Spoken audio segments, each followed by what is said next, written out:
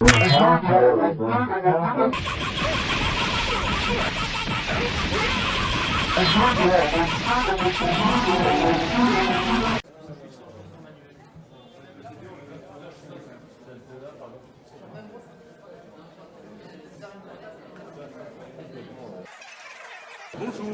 Salut, salut. Alors, pourrais-tu te présenter? Alors, je m'appelle Elvis Dead. Voilà, mon nom d'artiste c'est Elvis Dead. Et je suis spécialisé dans la carte à gratter que je fais depuis 20 ans. Et j'ai beaucoup travaillé pour les affiches de musique, en fait, pour les groupes de musique avec mon frère. Et ensuite, je me suis spécialisé dans la fiche de cinéma alternatif. Voilà. Donc, ce que j'aime faire, c'est les méchants. Les méchants des films de toutes les époques, de tous les styles. J'aime faire les méchants. Donc, voilà. Au fur et à mesure, j'ai développé ma technique pour vraiment arriver à un traité quasi photographique. Voilà. Une finesse de trait au niveau de mon scalpel pour gratter ma carte noire et arriver vraiment à de l'hyper-réalisme. J'expose cet excellent salon Vendetta. Maintenant, que je fais chaque année, donc ça fait l'année dernière. Et c'est toujours aussi bien de rencontrer les copains et d'être tous ensemble et d'être entre gens qui font le même métier. J'aime bien ça. J'aime bien rencontrer d'autres collègues. Et je vois que sur ton stand, il y a d'autres choses que les posters, les affiches. Oh, il n'y a pas grand-chose. Alors, il n'y a pas présenté un petit peu. Ouais. Il n'y a pas grand-chose d'autre. En fait, ce sont juste des petits carnets que j'ai fait avec l'imprimerie La Platine à Marseille, qui est une des plus vieilles imprimeries de France, de Marseille en tout cas, de France et même d'Europe. C'est des endroits qui sont très rares dans le monde. Donc, c'est des lieux qui sont importants et j'ai décliné juste en impression des vieux visuels à moi, des anciens visuels à moi, sur des petits carnets de croquis qui sont faits à la main et là-bas dans cette imprimerie-là qui est extraordinaire. Où est-ce que c'est possible, hors du salon Vendetta, de trouver le travail que tu fais? Sur mon site internet tout simplement, elvisdeadposter.com. Un mot de la fin? Un mot de la fin, à bientôt à Vendetta, prochain Vendetta, à bientôt. Est-ce que vous pourriez vous présenter en quelques mots? Alors Jean-François Julien, nom d'artiste Julien Clément, graveur depuis 10 ans. Avant j'ai fait 14 ans de sculpture et de fonderie d'art et je suis tombé dans la gravure comme Obélix serait tombé dans une marmite. Voilà. Et je suis fou de gravure et j'en ai fait 240 depuis 9 ans et je me régale. Toutes les techniques, au fort, tac patente, pointe sèche, sur acier, sur cuivre, sur zinc, sur plexiglas. Voilà. Comment ça m'est venu? En sculpture, je n'arrivais plus rien à exprimer. Il fallait que je retourne au graphisme, aux travaux graphiques. Et c'est par là que j'ai découvert la gravure. La gravure, c'est vraiment magique parce qu'il y a transfert d'une image à partir d'une matrice sur une feuille en papier qui devient l'estampe. Voilà. Et vous êtes d'où? Alors, je suis natif de Marseille, mais j'habite dans le Var, à Brasse, en pleine campagne. Et comment ça s'appelle? Il y a un nom d'atelier? Là, j'ai mon atelier qui est chez moi, avec ma presse. Ça se trouve à Brasse, dans le Var, à côté de Saint-Maximin-Sainte-Baume. Si on veut chercher votre travail de gravure, où est-ce qu'on pourrait le trouver? Alors, vous pouvez le trouver sur mon site internet, qui est assez fourni, assez documenté, julien-clément.odexpo.com.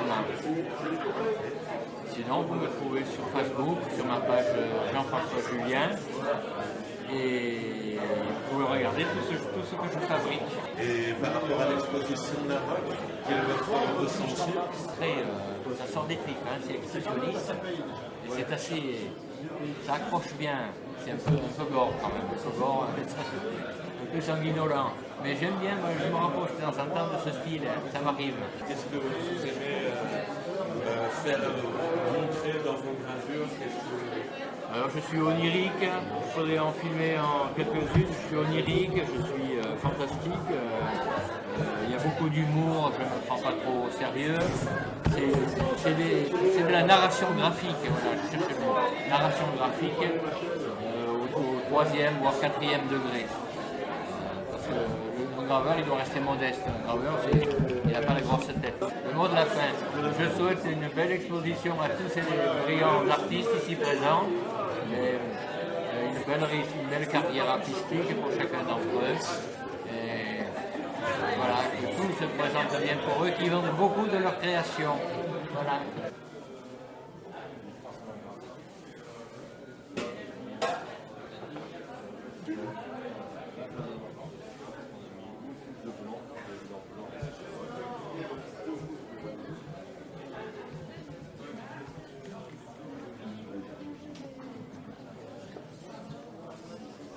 Salut, Tu t'appelles Lison et tu es éditrice, c'est ça? tout à fait, éditrice et sérigraphe. Et sérigraphe ici alors à Marseille ou... À Marseille, ouais, je suis à 5 minutes de l'affiche, Ok. au Champ de la Vie, dans un atelier qu'on partage avec des copines.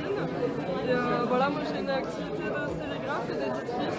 Moi, ce qui me plaît notamment, c'est d'inviter des gens dont j'apprécie le travail à venir faire une résidence chez moi dans mon atelier. Et ce qui est intéressant, c'est d'adapter les techniques des autres à la contrainte de la sérigraphie, choisir un nombre de couleurs, retravailler son image, etc.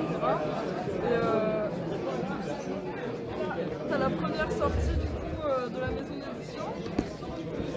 À contresens? À contresens, ouais. Et la maison d'édition c'est Édition zéro. Édition Zéro, ok.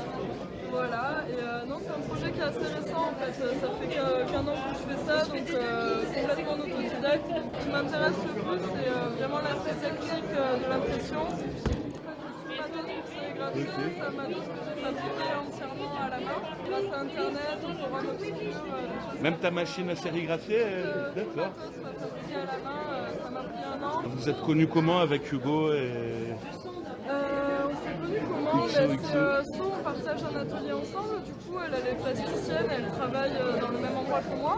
D'accord. Et voilà, du coup ils sont venus me voir un peu avec leur projet, et on a imprimé ça ensemble là, sur quelques jours. Et, très cool de rencontrer Hugo, des choses magnifiques. Du champignon dans l'anus.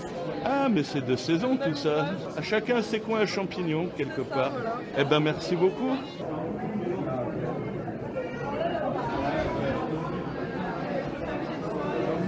Avec la voix de Satan, est-ce que vous pourriez m'expliquer un petit peu comment est venue l'idée, la naissance de la voix de Satan, depuis combien de temps Alors on s'est dit qu'en France il y a un gros manque d'institutions sataniques, comme une église de Satan. Du coup, on a pris l'initiative à créer l'Alliance mystique de Satan glorifié. Et pour officialiser cet acte, on a créé le Périodique La Voix de Satan, qui sort à tous les équinoxes et tous les solstices. Une célébration ancienne païenne qui doit avoir toujours maintenant mise à jour. Et ainsi est née cette collaboration avec toute une équipe qui va chercher des interviews, des revues, des gens qui sont intéressés par le sujet. Ce sujet de Satan qui, pour nous, est une figure symbolique, une figure romantique repris du passé pour exprimer ce glorieux futur qui nous attend. Et ça fait depuis longtemps que la voix de Satan est née La Voix de Satan est née en 2018. Ça fait maintenant 3 ans et nous avons sorti 11 numéros du magazine avec des collaborateurs partout dans la France et aussi à l'étranger. Alors qu'est-ce qu'on peut trouver dans ce périodique de la voix de Satan? Alors le tout début de la Voix de Satan est basé sur une conférence qui s'est produite à l'événement qui s'appelle la Semaine des Magies à Marseille. Donc il reprend la genèse de Satan depuis l'invention de ce mot jusqu'au présent. Donc à quel moment ce mot est apparu, quels sont les courants qui sont issus de Satan, du satanisme, qui sont les principales protagonistes qui s'approprient ce nom.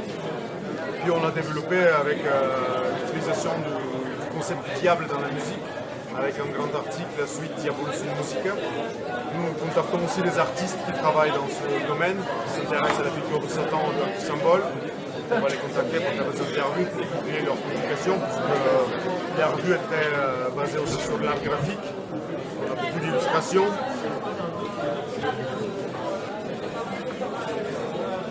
Il y a aussi des chroniques de films, de livres. On s'est étendu par la suite à ces conférences-là, qui avaient à la base une base un petit peu occulte et historique. On s'est étendu par la suite autour de cette image sur, on va dire, d'autres supports, le support artistique, que ce soit dans la littérature, que ce soit dans l'art, on va dire les peintures, les dessins, que ce soit passé ou présent avec nos collaborations, que ce soit des collaborations des gens qui viennent nous contacter ou nous qui cherchons à rentrer en contact avec des personnes qui évoluent, on va dire, autour de cette figure, par du cinéma.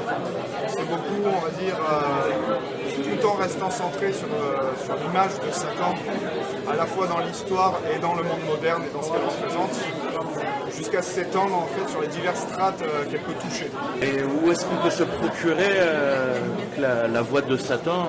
La voix de Satan est trouvable en ligne sur notre site gloireasatan.com, mais aussi dans un cercle de distribution qu'on trouve là sur le site ou sur les dernières pages du magazine. Donc à Marseille, on a plusieurs éditions, les éditions Même Pas Mal avec leur boutique. Édition, pardon? Éditions Même Pas Mal. D'accord.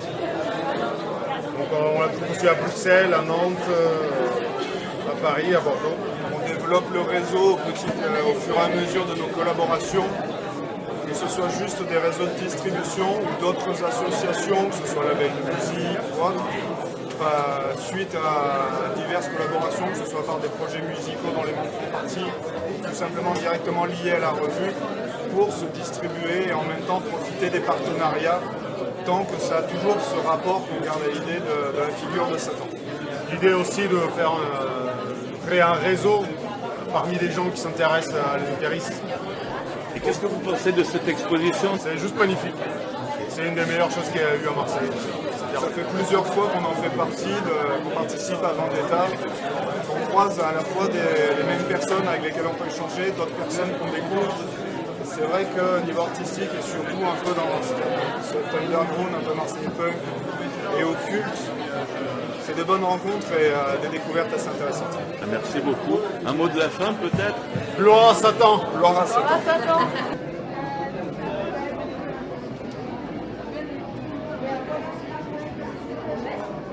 Bonjour, je suis Xavier des éditions Timeless, basées à Toulouse, et on édite depuis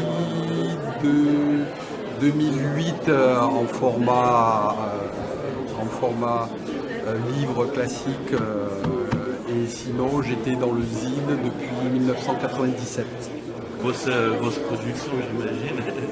Ouais, quelques petits fanzines qui étaient au départ complètement dédiés à la musique et qui au fur et à mesure on s'est intéressé un peu plus au graphisme et puis après carrément à des artistes graphiques ou autres, et ça a donné les livres que j'ai édités et la dernière aventure, Narok, qui est un livre de photos.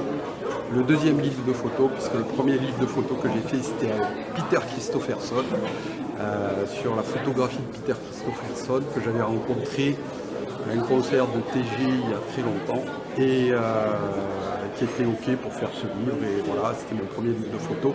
Et là, c'est sur un sujet qui lui est cher aussi, puisque c'est en Thaïlande, sur les temples de l'enfer, les jardins de l'enfer exactement. Voilà, et avec des photos prises par Stéphane Bessac, et donc qui a inspiré un peu l'exposition. Et toi d'ailleurs, par rapport à cette exposition, tu as fait un tour dedans? Tu as eu le temps? C'est non, c'est génial, c'est grandiose, c'est une des plus belles expos de Paquito. À chaque fois que Paquito, le dernier cri et toute l'équipe font quelque chose, c'est super. C'est pas parce que ça touche une thématique que j'ai abordée, mais c'est de superbes expos où on sent qu'il y a eu un investissement complet, total de la part des artistes et du dernier cri, et pour le bonheur de nos yeux. Alors, qu'est-ce que tu exposes aujourd'hui sur le stand peut-être? Alors sur le stand, j'ai des vieux livres et des dernières productions que j'ai faites. Des dernière production, c'est la toute dernière, bon, qui date quand même depuis un an. C'est un livre sur les archives d'un groupe de musique qui s'appelle Coil, donc, que j'ai réalisé avec Paul Sandra, le dernier membre vivant de Coil, donc, qui a ouvert les archives et qui a permis de faire ce qui compile toutes les archives visuelles écrites autour de Coil et par Peter Christopherson et John Balance, avec William Burroughs, avec plein de personnes qui sont dans l'univers, dans la cosmogonie de Coil.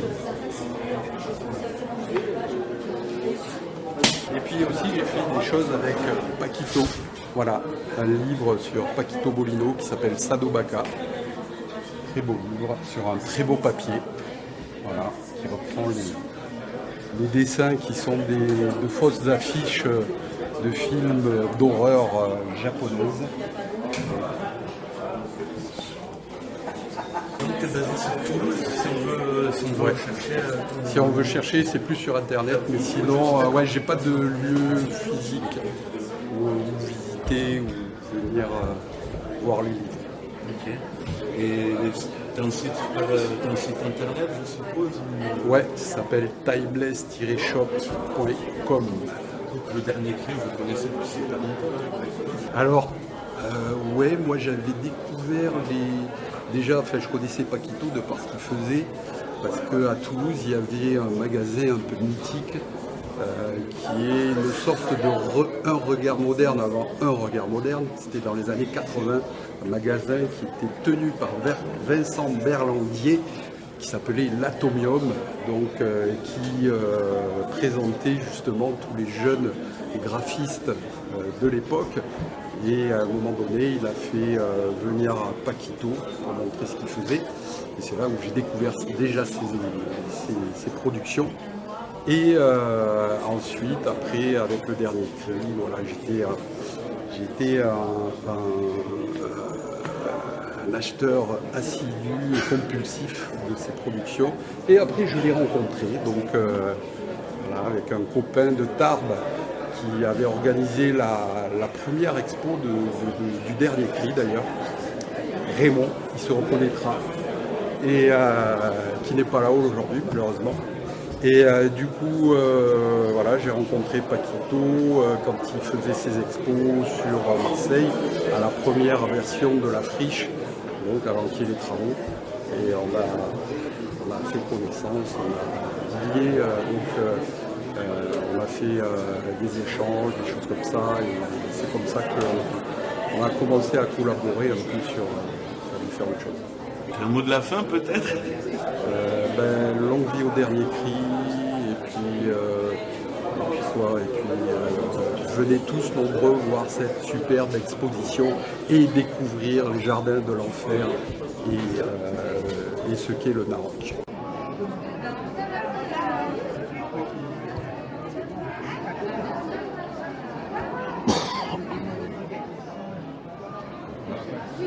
Alors moi je suis Brian Beast, je viens de Bruxelles en Belgique et je fais du collage numérique. Je récupère des éléments dans des livres ou sur le net que j'assemble sur Photoshop et qui compose un univers un peu fantastique à base de soit de diablerie ou de surréalisme à la Belge. Quelque chose comme ça. Déjà à l'école, je faisais du collage papier, ciseaux et tout ça, mais en fait, la technique reste la même, c'est juste que je peux avoir une production qui est plus construite et qui est plus industrialisée, parce que je peux travailler sur plusieurs projets en même temps. L'ordinateur me sert essentiellement à ça, mais sinon c'est du collage exactement pareil. Ce que tu exposes là, tu travailles depuis que tu as commencé. Ouais, en gros, en fait, c'est grâce au Sterput, galerie associative à Bruxelles, où je suis membre. Parce que j'avais mis un peu de côté tout mon travail, toute ma production en des trucs pour moi mais que je diffusais pas du tout. Et en travaillant avec eux, je me suis dit bon bah je vais ressortir un peu tout ça. Donc ça fait 5-6 ans que je me suis vraiment remis. Et maintenant j'ai même poussé le truc jusqu'à entamer un projet de bande dessinée. Parce que j'avais envie de raconter une histoire, de faire du narratif, chose que je ne pouvais pas faire avant à cause du collège, où je ne pouvais pas avoir des personnages récurrents. Et maintenant je peux, j'ai trouvé un moyen de m'exprimer comme ça, donc voilà, le projet est Le processus pour partir du collage une fois qu'il est à l'ordinateur jusqu'à son impression, tu utilises quel moyen? Le processus, des fois il y a un sujet qui est là, par exemple un flyer, une affiche ou une pochette de disque. Des fois c'est juste des petits trucs que j'ai qui finissent par s'assembler ensemble et qui petit à petit fonctionnent avec d'autres images. Ça fait un fanzine ou ça fait une autre chose que je développe pour la suite. Même le travail en soi, c'est du sampling. Je récupère des bouts de trucs et ils s'assemblent un peu par eux-mêmes. Je fais qu'organiser un peu tout ça. Pour chercher ton travail, où est-ce qu'on peut le trouver? Sur mon site, sur Instagram, sur Facebook, via le site de la galerie Steph aussi, où je propose quand même pas mal là-bas. C'est quoi, pardon, ton site? Excusez-moi. brianbeast.org et le site de la galerie, donc steph.org. Pareil, je travaille beaucoup avec eux, je dispose quand même pas mal là-bas parce que c'est un endroit génial. Et parce que c'est un peu la maison, donc c'est pratique. Un mot de la fin? La fin. Alors, nous, on représente le fanzine Que Suerte. On arrive de Madrid, qui est de l'autre côté des Pyrénées. On vient présenter un fanzine monothématique. Et le dernier numéro s'appelle le numéro transparent. Que Suerte. Et alors pour que le fanzine soit transparent, ce qu'on a fait, c'est qu'on a pris toutes les photocopies, il y en a 28 000, et pendant 2 mois, on les a mis dans des bacs en plastique avec de l'huile d'olive, et au bout de 2 mois, le papier est devenu transparent. Donc après 35 litres d'huile d'olive espagnole absorbée par les photocopies, vous avez ce résultat-là. Ça ressemble à du papier calque, et en fait, c'est du papier huilé. Et donc il y a une lecture comme ça, les noirs deviennent gris de l'autre côté.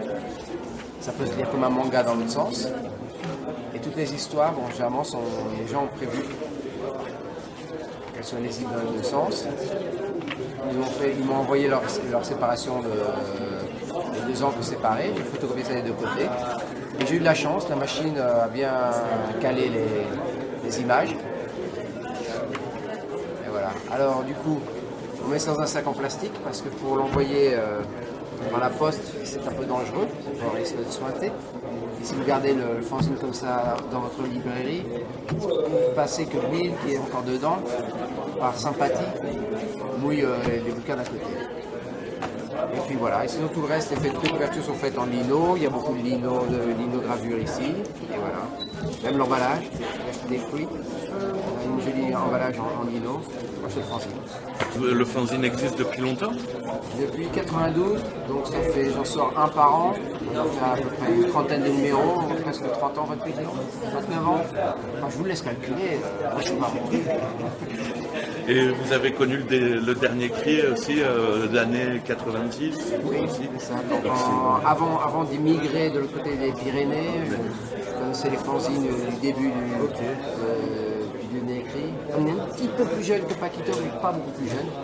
Et donc on se connaît depuis très longtemps. Et pour trouver votre travail, votre fanzine, il faut venir au Vendetta. Voilà. Déjà, Vendetta, au dernier cri sûrement vous dernier cri, quelques-uns, où il y a un bouquin qui nous est sorti aussi. Et sinon, moi je m'appelle olafladouce.com. La douce avec 2 S, pas comme Irma. Pardon, olafladouce.com. Oui, je vous donnais l'adresse en espagnol. Et là, il n'y en a pas de 36 000 de Olafladouce. Sur le web, et ça envoie des liens, des fanzines, tout ça. Les vieux fanzines, les vieux numéros, ils se trouvent sur Issou, on peut les voir en entier. Et ceux qui sont encore en vente, il faut les acheter par courrier. Ok. Un mot de la fin? Un mot de la fin? J'ai faim, c'est bientôt l'heure de manger. Merci beaucoup.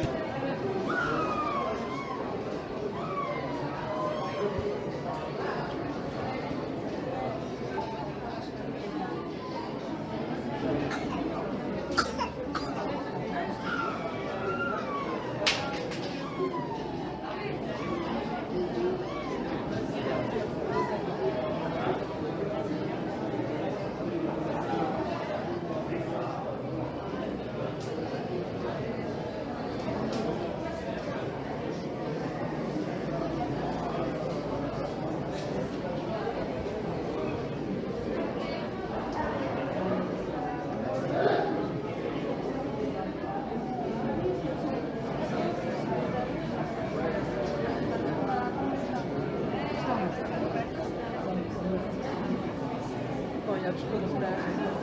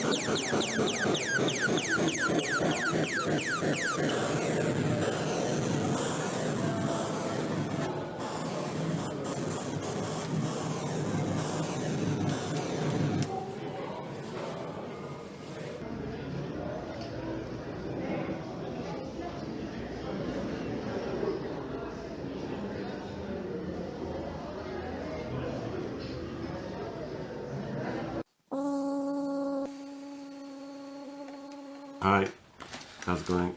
What is going on here? Okay, so Start with... we're working on me and my friend Sven Bauslev working on some sculptures for a big exhibition called Narok. It's kind of like representations of Buddhist hell, but a little bit exaggerated. We're working on I think it's a part of hell which is saved for guys who fuck other guys' wives. We didn't really stick to the original formula very much, so I added this other figure over here, this two-headed creature with its guts falling out, and in the background there you can see Sven's sculpture, which is going to be, it's holding like a fishing rod, and the idea is it's going to have like a rope with a hook, and it's going to go into this little lake down there, a little pond down there that's full of people going into hell. That guy's smoking a cigar and going fishing in the pond. I mostly do painting and collage, but I studied special effects in art school because I wanted to make a horror movie when I was at art school, and one of my teachers was she taught me how to do latex and stuff like that, and it's funny because she was like a really feminist video artist, and she was kind of contradictory because she'd studied I don't know if you know what I mean, but like in the Red Cross, for example, used to do these displays of accidents where they'd make like reconstructions of accidents, like war accidents and stuff, you know, people who had their legs blown off in a war, and they would do it in these kind of outdoor like tents for like families to come and see in like a kind of a, well, I grew up in a kind of military town, and they used to have these like public shows, and the Red Cross used to go there and do these really realistic reconstructions of like war shit, War and like car accidents and stuff like that. And and she went to the school that teaches that stuff in, so it's like, it's not even like movie special effects, it's like real kind of try and be as realistic as possible sort of effects. So, in order to instruct people how to do, I don't know, first aids. Yeah, exactly. Okay. First aid, yeah. And I remember being really shocked by it when I was a kid, seeing this stuff. My parents would take me to this. It's like, what? But, yeah, so she taught me, but it was funny because she hated horror movies, because she said that all horror movies are misogynistic and this and that.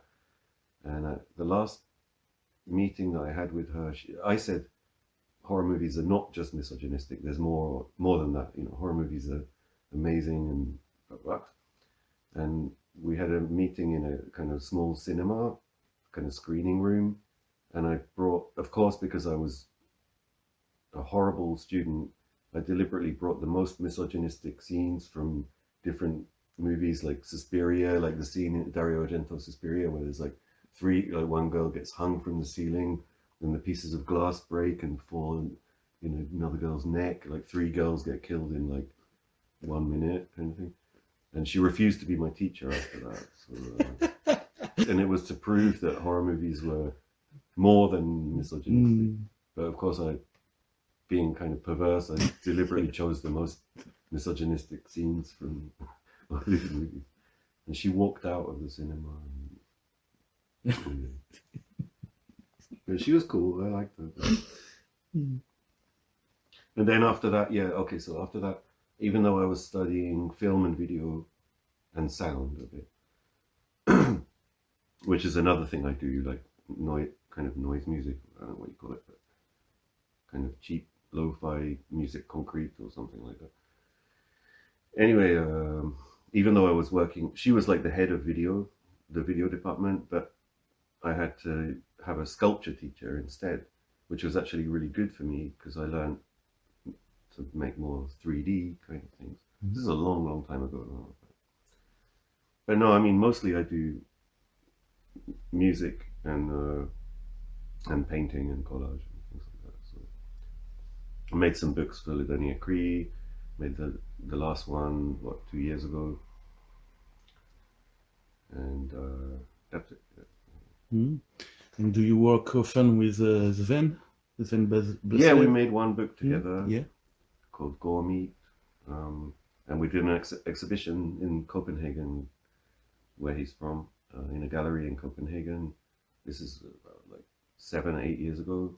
And we've known each other for a long time because he used to organize, he also does kind of noise stuff, and he organized this festival called Broken Nose Festival in Copenhagen, and I played at that. Like this is like almost 20 years ago, but really cool festival. A lot of bands like Masonic Youth, which is like members of the fucking Bastards. They made all these like crazy costumes, but all painted in black. It was like medieval noise, And yeah, that was a cool, fun festival. So yeah, I've known Sven for a long time. There's a German painter that I quite like called Gerhard Richter. You probably know him. Okay, so Richter was really interested in like trying to take the expression out of art. The fact that everybody's handwriting is different. When you get somebody to draw, if I draw a line on a piece of paper, try and draw a straight line, and you try and draw a straight line, it's going to look different. And I know that that's your line and that's my line. It's very difficult to just really be kind of invisible, because your hands are slightly different structure to mine, and eye to hand coordination is slightly different to mine, and so many elements to it. And he tried to remove all of that as far as he possibly could. He did these paintings that were just grey, just mixed up the same color grey, and he put like 5 canvases in front of him and tried to paint them like evenly, just like painting a wall. And then he was like looking at them and he's like, actually, I prefer this one. So he couldn't remove, it was like an experiment to try and remove his handwriting, his autograph from his work. And I definitely think that's, I mean, it's not something I want to do, but I think it's really, really difficult to explain why we've got this handwriting that's very individual to us, and it's very difficult to explain why that evolves. And I mean, you can kind of push it deliberately. I know how to make things like in my own style, so I can kind of deliberately do something that I know everyone's going to recognize as my work, or I can try and do something different. But even if I try and copy somebody else's style, it doesn't work. It ends up being something different. It ends up looking like my stuff. So I don't know. So that's a pretty deep subject, I think. It's pretty heavy. I remember like Sven, and I'm talking for him now because he's not here. It'd be cool if he was here and we could do this together actually, but I remember him being angry with himself that he draws too well. He wanted to draw more badly, you know. He wanted to have like a worse technique, like more punk or something like that, you know. And he was really frustrated that he couldn't. He was like drawing with his left hand and stuff like that, you know. And, yeah, it's weird. I don't know. And when you are doing collage, what do you like to assemble, to set? Do you have any favorites? The materials? Yes. Oh god, I got like stacks and stacks of old porn magazines. That's basically it. Yeah. And I bought like recently. I bought like 30 kilos of porn from like the Le Bon Coin, like huge books from some old guy who can't get it up anymore, so he doesn't need it, you know. Or his wife told him to throw it away. It was like 30 euros for 30 kilos. Okay, 20 kilos. And like, my girlfriend at the time was like, "Why did you buy that?" You know? And that's for collage. You know? But you know, actually, I went through the boxes, and there was some really rare, like Swedish erotica and stuff like that, and I sold them on eBay and got my money back immediately, you know, from one magazine, 30 euros, and I sold like some of them. But yeah, I have a lot of that kind of stuff, and it's kind of recycling as well. Like I've got all these magazines that are like chopped up, so I can go like a big box of them, and I can go back, and it's almost like a collage anyway, because I already cut like the head out of it, or the arm or something, and it looked, I don't know, I really like doing things like removing all the staples from a magazine, an old black and white French porn magazine, take out all the pages, and there's like, sometimes it's like photos from like, you know, page 4 and page 34, and when you take out the whole page, the photos kind of join together in a really weird way. Sometimes people's bodies are like attached together in a strange way, you know. So that's a good start. Then, you know, draw on it with white pen and add some more stuff. I don't know, it's just fun. Yeah. And you know, I mean, there's nothing that I don't know. I tend to censor everything as well. It's not like I'm interested in like the dicks and the pussies and stuff like that. In fact, quite the opposite. I quite often make them more soft than they were originally, you know. I mean, even like, you know, Facebook friendly, you know. So I'm not really interested in the porn aspect of it. It's like a cheap way to have some flesh there, you know, some meat, you know. Sort of like Francis Bacon or something, you know. It's like having when I was at art school, we did, you know, life drawing with like a big fat naked lady on the floor on a mattress, you know, and painting her, and it's just a cheap way to have that, really, to use that kind of material. I use other things as well, like kind of old, I don't know, like industrial publications and stuff like that. I don't know, it depends. I've just got piles of that stuff. I kind of do it in quite an automatic way, just go through all these piles of stuff and just, okay, like a puzzle, you know, like that fits with that, and you're just like not even really thinking when I'm doing it. It just happens. So, where is it possible to see this collage? Well, there's some Dernier Cri books. Last one's called All Bone Shockers. That's mostly collages and some paintings as well. I did a few exhibitions in Paris as well, P38 Gallery, and online as well. Where is it possible to? There's like an Instagram, can't remember the name of it, but I have an Instagram account. It is possible to search in Google, Andy Bolus, sure. Google. Yeah, collage. actually I have some old free.fr sites as well, which still exist. Very old school, looks like Yahoo GeoCities 1997 or something. You can look on Discogs and find all my discography. I think it's quite a big discography. If you look up Evil Moisture, or if you look up Royal Sperm, which is my new label, even though it's not very new. It's been going for 5 years now, and we've got about 400 cassettes so far by different projects under different names. Sometimes it's me, and I enjoyed for a while changing the name of the band and just inventing different names and doing the different kind of artwork. But there's a lot of other friends on there as well. As far as I remember, one of my oldest, closest friends, a guy called Eva Revox, was a friend of a French girlfriend in London that I had, and he used to come to London quite a lot. And he got to meet me, and he was very enthusiastic teenager kind of thing, and he was like, Andy, you got to meet Paquito. And I think it was when Le Dernier Cri was still in Paris, so it's a long time ago. It's 30 years ago or something. And he introduced me to Paquito at some exhibition. I can't remember really. And Paquito was like, well, English bastard, you got to send me some fucking stuff. And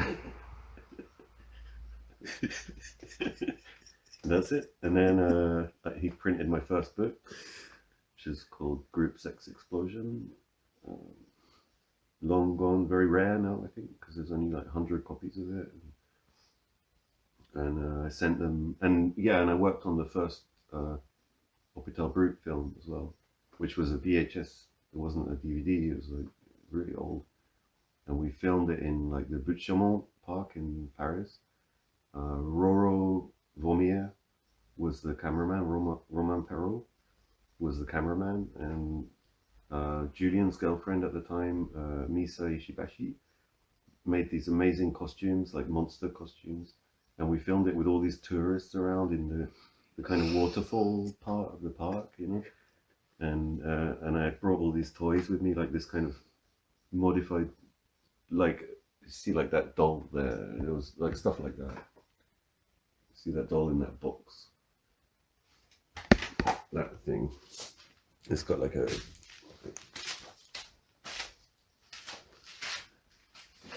this kind of shit. This is really creepy. It's got a record player inside it, which probably goes Mammy, Papa, or something. And the head rotates.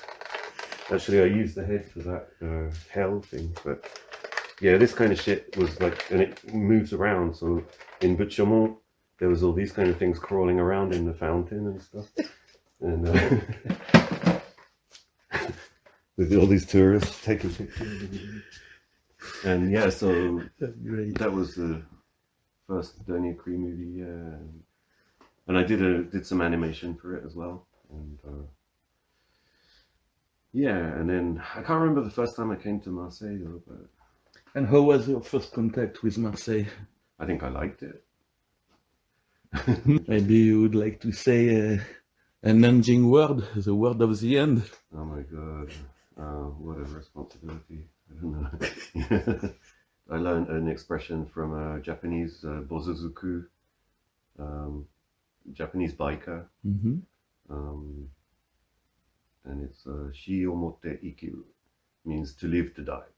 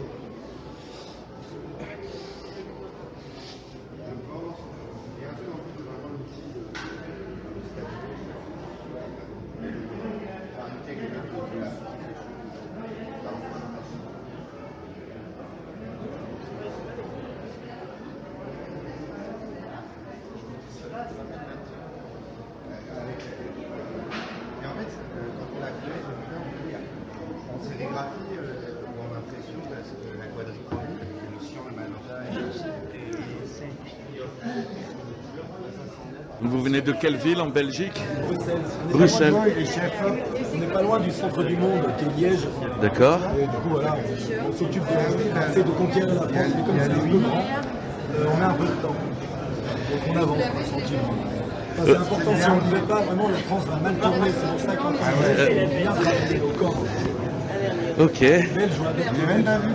Alors qu'est-ce que vous exposez, qu'est-ce que vous proposez un petit peu par ici? D'envahir la France et de la sauver du gouffre sur lequel elle marche. Il y a beaucoup de choses différentes. Donc des potes sérigraphes qui eux du coup vont chercher des gens qu'ils aiment bien pour les imprimer et diffuser le boulot. Moi qui récupère des fanzines à la fanzinothèque, des vieux stocks qu'on revend, on a des doubles. On diffuse des fanzines de filles, un dessinateur décédé trop jeune à 42 ans, d'alcoolisme, où il a plus d'une centaine de fanzines perso, ça fait des trucs, ça fait plaisir de les montrer. Après on a des amis comme lui qui ne parlent pas trop, mais qui sont des personnes qui parfois dansent. Donc voilà, vous ne pourrez pas l'entendre parler, ils dansent. C'est une blague, c'est une forme. Et alors, où est-ce qu'on peut trouver vos travaux, les travaux faits par toi, par l'équipe? Le mieux, c'est de prendre ton vélo, tu vas jusqu'à Bruxelles. Ouais. Là, tu arrives au café central, tu demandes il est où le mec qui se met à poil. Et là, du coup, ils te diront on sait pas, mais tu peux aller vers la gare du Nord. Là, tu passes le quartier rouge et tu rentres au bunker ciné-théâtre. Et là, normalement, je devrais être en coin, vu que c'est la salle dont je m'occupe. Et point final, la fanzinothèque se trouve au bunker ciné-théâtre. Ok. La petite fanzinothèque belge qui a en France, et on a quand même un peu plus d'argent à commencer, il y a 20 ans avant nous. Donc voilà, on existe que depuis 12 ans. D'accord. Voilà. Un festival tous les derniers week-ends de juin. À Bruxelles, le festival? Ok. Dernier week-end. Et sur des lieux qui varient, j'imagine, ou toujours le même? Toujours au bunker ciné-théâtre, on bloque la rue, il y a une centaine d'éditeurs d'éditrices qui sont là. Et par outil de communication, on change de nom de festival et de numéro tous les ans. Ok. C'est-à-dire que le troisième, je crois que c'était la 69e Biennale Nature du Fanzine. La cinquième, c'était le premier Fallon foireux. Il y a pour nos 10 ans, on l'a utilisé par le vrai nom, le 10e Festival international du Fanzine de Bruxelles, mais c'est beaucoup trop chiant. Tout à rien à voir. On va bien faire un truc sur la pleine conscience. Avec le dernier cri, Vendetta, vous êtes connu de quelle manière? On s'est rencontrés en festival à Port. Ok. Festival. Et en fait, faire venir Marseille à Bruxelles mentalement, c'est vraiment compliqué pour eux. Heureusement, il y a une personne qui a réussi à faire un défi, qui est Charlotte, Charlotte a réussi, c'est la seule liégeoise qui s'est adaptée à Marseille. Et donc ça, c'est l'envoyé spécial, c'est vraiment les relations internationales de la Fédération Chicago Bruxelles pour sauver Marseille. Donc c'est grâce à elle qui est venue à notre festival et qui est liégeoise.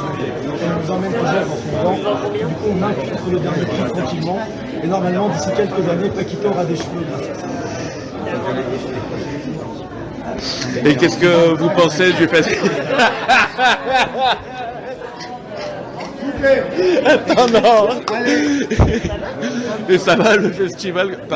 Et ça va le festival? Qu'est-ce que t'en penses? Ça se passe bien? Comparé au festival de Bruxelles, par exemple? L'expo, on va dire qu'elle nous met à la misère. L'expo Maroc, là, vraiment, c'est un peu plus lourd, il y a rien à dire. Ok. Et quand même, et là, tu vois déjà que le travail est pas bon. L'exposition qui a un panorama, il n'y a que des Belges qui sont dedans, dont Jacques Lizen, qui quand même a fait son sexe marionnette, qui en fait, il fait une marionnette avec sa vie, d'une débilité si profonde qu'il a prouvé, c'est ce qu'écrit, qu'il a prouvé qu'on pouvait aller jusqu'au bout. Il est décédé cette année, il est tombé dans l'escalier, on est tambouré, et puis il est décédé une semaine après de commotion cérébrale. Voilà. Okay. Je pense que Marseille est en train de comprendre la Belgique. Et devenir belge, il suffit de venir passer quelques temps. C'est un esprit, on peut l'avoir une fois, ou en fonction des années, c'est pas tant ça qui va être important. Il y a quelqu'un dans l'administration belge qui a réussi à pousser des jeunes à recevoir 20 000 balles pour monter un atelier coopératif autogéré qui permet d'avoir des machines où on paye prix coûtant. Ça s'appelle l'atelier du tonnerre. Et du coup, grâce à ça, on a pris encore moins cher. Et du coup, parce que le but c'est de casser l'idée que le petit fanzine vaut 15 balles. Non, en fait c'est un objet qui doit bouger. Et donc on baisse les coûts de production, pas pour de l'argent, mais pour qu'il circule. Et ça c'est un coup de maître que l'administration belge a réussi via Bruno Merckx, qui a été un joyeux film discret mais efficace. Est-ce que tu aurais... aussi, parce que c'est pratique, la sérigraphie, on peut utiliser des couleurs, parce que la photocopie se fait pas, mais c'est tellement chiant à faire. Il faut revenir à la photocopie, juste, ça c'est les choses. Paquito, tu vois, galère, il continue à galérer, ça je comprends. Il y a peut-être des choses à apprendre par rapport à ça. Okay. Est-ce que tu aurais un mot, un conseil à donner à des personnes qui voudraient se lancer? Je crois que le truc le plus simple, c'est d'abord tu pirates la photocopieuse la plus proche de chez toi. C'est hyper important. Et c'est de se réapproprier les moyens de production pour diffuser la bonne parole, de coller des affiches. Il faut le faire, il faut arrêter de se poser des questions. J'ai rencontré Yves Honor à Marseille, un mec qui m'a dit je veux sortir un fanzine sur Frankie la Night. J'ai tout oublié, il m'a envoyé un mail en disant t'es toujours chaud, je lui ai dit bien sûr. Il m'a envoyé les scans la semaine dernière, le fanzine est là. On a bu du champagne pour fêter son premier fanzine, il va avoir une petite bonne trentaine, allez peut-être une quarantaine. Et c'est super, on a sorti son premier fanzine, il va en avoir plein. Donc voilà. Ben, merci pour ces quelques instants que tu m'as accordés. Est-ce que tu as un mot de la fin? Peut-être. J'ai perdu ma voix dans le bus. Alors, un dernier mot, un dernier cri Un dernier cri alors. Ok. Ça y est, ne sort pas. Quoi.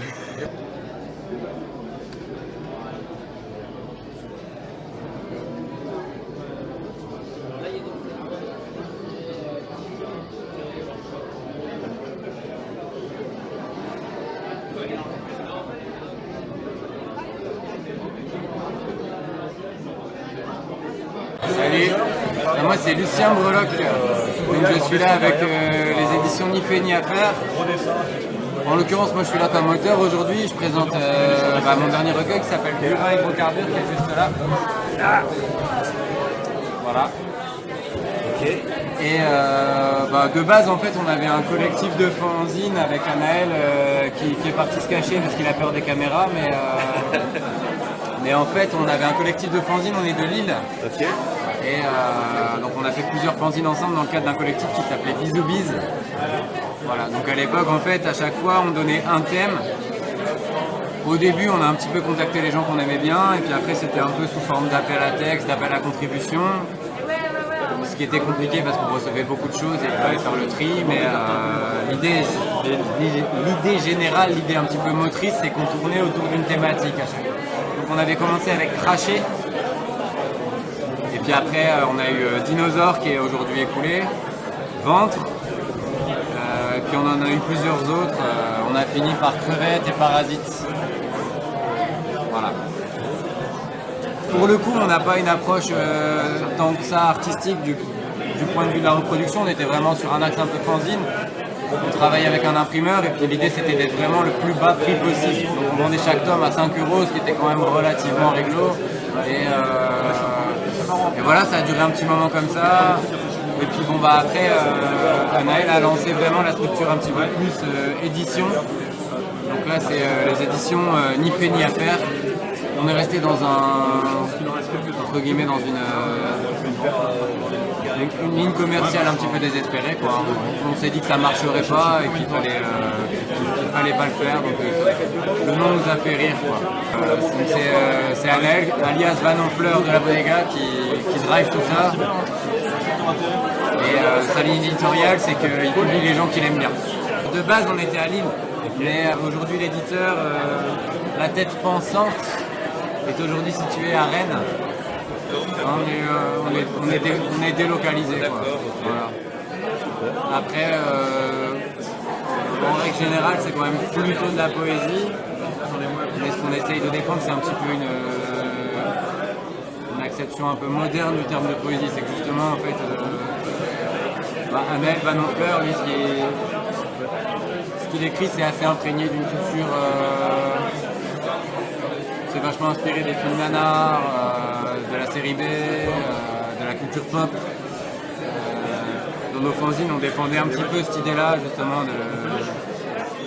d'avoir des passerelles vers la culture populaire, en fait. C'est que, on va dire qu'on ne s'identifie pas avec toute une scène actuelle d'écriture poétique qui va être un petit peu... le mot qui me vient, c'est vieillissante et qui va être un petit peu sur des poncifs, sur une écriture très lyrique. Nous, en fait, ce qu'on a envie de développer, c'est plutôt quelque chose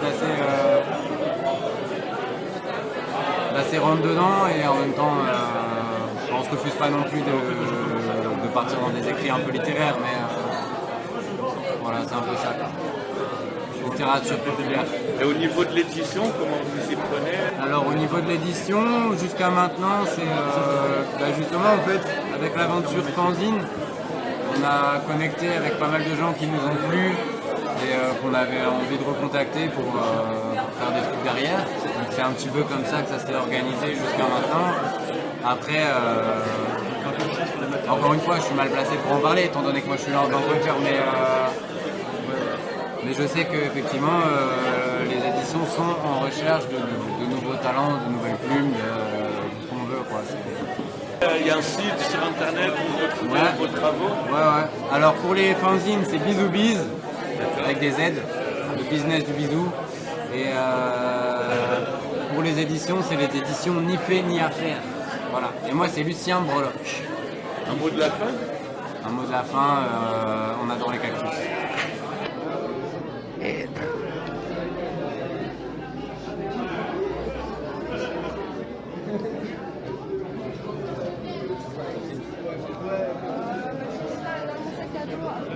Pardon.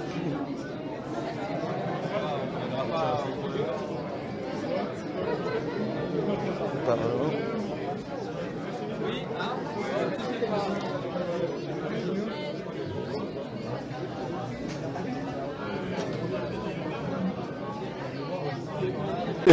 Bonjour. Je m'appelle Tom. Je propose des petits livres que je fais tout seul comme je peux avec les moyens du bord un peu à l'arrache. Voilà, j'essaie de faire des bouquins qui soient à chaque fois différents avec un petit concept marrant qui soit pas le même. Ok. Genre là t'as pochette surprise et si tu le déplies t'as une des pages à l'intérieur en version poster. Ça c'est un genre de mode d'emploi chelou où il faut un peu se creuser le cerveau pour ouvrir les pages dans le bon sens. Tourner avec mode d'emploi. Ça c'est un filbou qui est du plan de bouche d'un dessin animé. Génial. Et ça c'est l'authentique crotte de nez de ma tante Berthe. Voilà. J'aime bien le dessin, j'essaye d'en faire des bouquins et je fais comme je veux et voilà. Et t'as une technique particulière, pas par exemple pour ce morceau, comment t'as fait? Ça c'est de la gravure lino, je sais pas si tu. En gros, tu prends une plaque de linoléum, le même que chez les mamies par terre. Okay. Tu le graves avec des couches. C'est un peu comme de la gravure sur bois, en moins physique. Et en principe, les parties que tu creuses, elles vont rester blanches sur ton image. Les parties que tu laisses au niveau de la surface, elles vont être noires. Et du coup, tu creuses des zones de blanc, comme une gravure sur bois. Après, tu mets ton encre, tu poses sur ta feuille, tu presses un coup. Et quand tu enlèves la feuille, c'est un tampon en fait en gros. Okay. Et moi juste j'inverse, je fais un tampon avec de l'encre blanche sur un papier noir au lieu de faire un tampon et j'imprime comme ça quoi. Ok. Enfin non, ça j'imprime comme ça des originaux où c'est quand même long et chiant, donc c'est des petits tirages. Et ça c'est de la photocopie quoi. Voilà. Vendetta, le dernier prix, c'est venu comment? Je connaissais depuis un moment, mais déjà parce que je suis sur Marseille, et puis parce que je sais pas, le dernier prix ça commence à être un peu connu quand même, c'est plus non plus confidentiel. Comment ça t'est venu cette envie de dessiner, de faire des gravures Moi ça fait un bail que je dessine, j'ai fait de la BD. La BD c'est chiant. La BD c'est vraiment trop de boulot pour pas assez de liberté quoi. Je me suis retrouvé à bosser sur du graphisme bouquin. Bon, j'ai jamais fait les livres complètement industriels dans le rang, etc. machin, mais des trucs un peu plus pro quand même que ce que je fais là. Ça m'a plu le côté faire un objet au lieu de juste faire des dessins et de les filer à des gens qui les impriment dans leurs livres, de le faire soi-même un peu comme on veut, c'est un côté marrant. C'est pas ce que je sais faire, c'est pas. Moi mon boulot c'est illustrateur quoi. Je suis pro sur faire des livres, mais je préfère le faire et le faire en amateur que je ne veux pas avoir la main dessus quoi. D'accord. Et puis j'apprends des trucs aussi, c'est marrant. Et au niveau de tous les travaux que tu fais, où est-ce qu'on peut les trouver?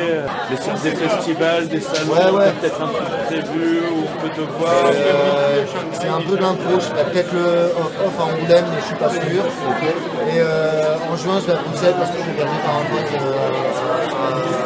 il y a un salon de fanzine aussi. Et d'ici là, je vais checker un peu ce qui se passe. Et sinon, je les mets en dépôt. Sur Marseille ou pas loin, je les mets en dépôt dans les librairies des potes. Quoi. Ok. Et là, j'ai une expo à Avignon avec des originaux dans les quelques-uns aussi. C'est un peu là où les gens les trouvent par hasard. Quoi. Bah, alors, merci Tom. Salut. Salut.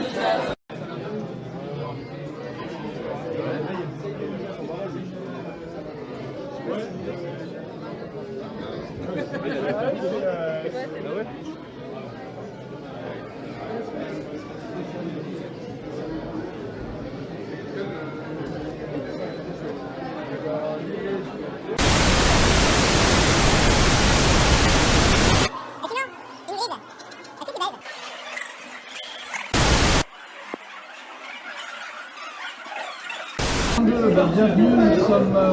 Bref, on se régale. Plein d'artistes, plein de bonnes idées, de créativité. Regardez les affiches.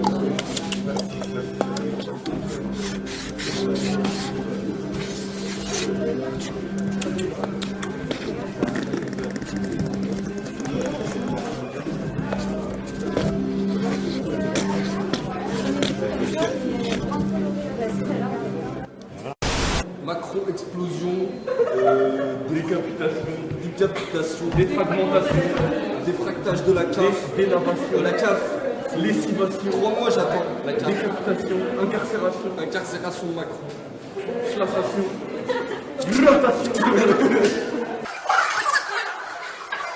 Ça fait plaisir de revenir sur les lieux du crime.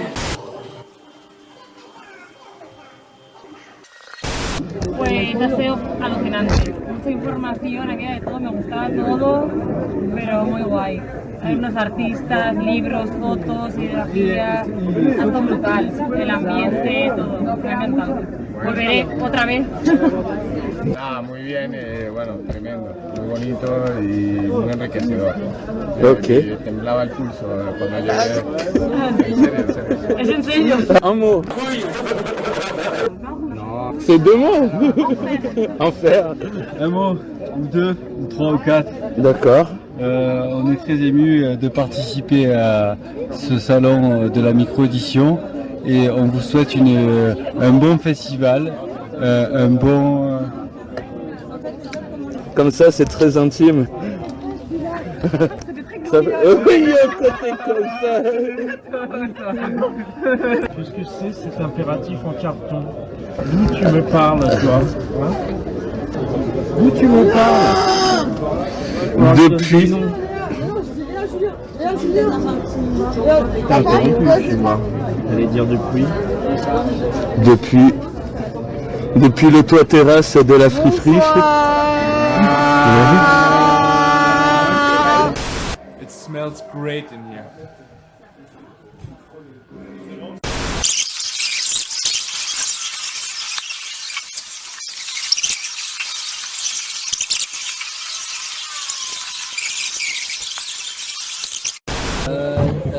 Je suis très content que pour l'expo, pardon pour mon français, mais d'arriver ici à Marseille, je suis colombien, c'est incroyable. C'est ça. Merci pour l'expo, merci pour tout. C'est bien.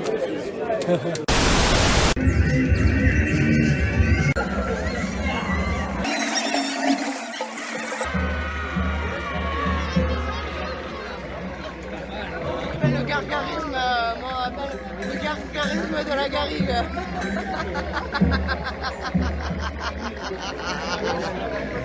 Ah, mais ça c'est mon nom de scène. Depuis au moins 35 ans que je suis intermittente du spectacle.